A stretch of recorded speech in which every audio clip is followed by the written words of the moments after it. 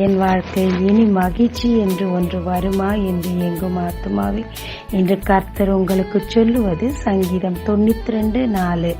கர்த்தாவே, உமது செய்கைகளால் என்னை மகிழ்ச்சியாக்கினீர். பார்வோனும் அவன் சேனையும் நினைத்தது, இந்த ஜனங்கள் இங்கேயே இருந்து மடிய வேண்டியதுதான் என்று. ஆனால் தேவனுடைய பலத்த செய்கைகள் நம்ப முடியாத அளவுக்கு இருந்து அந்த ஜனங்களை விடுதலை செய்த போது அவர்களுக்குள் மகிழ்ச்சியும் ஆட்டமும் பாட்டமும் இருந்தது. ஆமாங்க, மனுஷன் அல்ல, கர்த்தரே நமக்காக எழும்பி கிரியை செய்வாரானால் எல்லா தடைகளும் நீங்கி தேவையான அத்தனையும் நமக்கு கொண்டு வந்து சேர்த்து மகிழ்ச்சியை உண்டாக்குங்க.